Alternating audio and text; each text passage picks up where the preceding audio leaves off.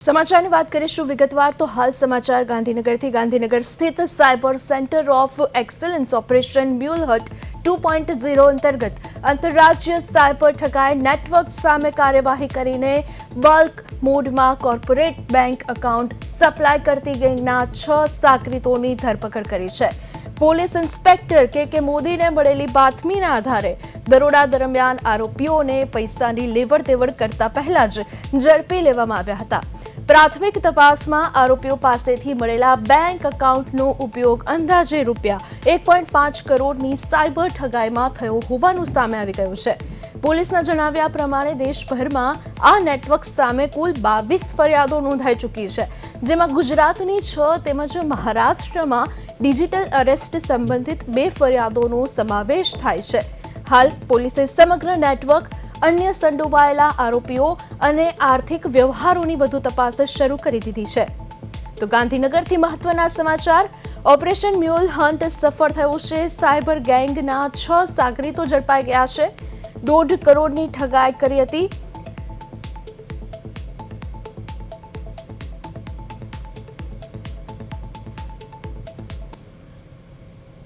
આ ગુનાની હકીકત એ પ્રકારે છે કે આ લોકો બલ્ક મોડ ધરાવતા ખાતાઓ એટલે કે જેમાં મલ્ટિપલ ટ્રાન્ઝેક્શન થઈ શકે એવી ફેસિલિટી હોય, જે સામાન્ય રીતે કોર્પોરેટ, બિઝનેસ, સંસ્થાઓ અથવા એવા કરંટ એકાઉન્ટ કે જે કોર્પોરેટથી જોડાયેલા હોય જેને આ ફેસિલિટી મળતી હોય છે, આવા ખાતાઓ આ ગેંગો એકત્ર કરતી હોય છે અને એ ખાતાઓને ઓનલાઈન ટ્રાન્ઝેક્શન કરી અને ચેક કરતા હોય છે કે બલ્ક મોડમાં પૈસા ટ્રાન્સફર થાય છે કે કેમ।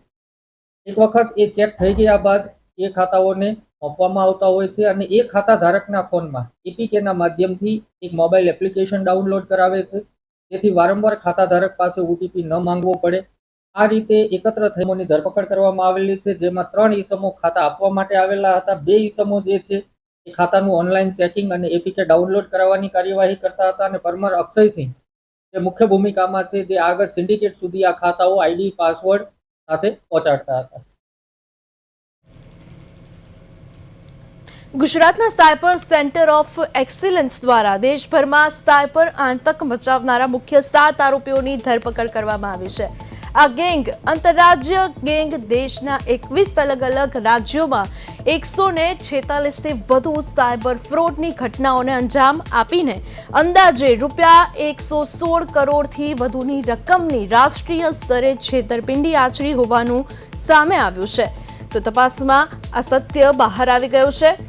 પોલીસ તપાસમાં ખુલ્યું છે કે આ 7 ઠગોની ગેંગ સુરતના મોટા વરાછા અને જહાંગીરપુરા વિસ્તારમાં હાઈટેક ઓફિસ શરૂ કરીને સમગ્ર દેશનું નેટવર્ક હેન્ડલ કરતી હતી।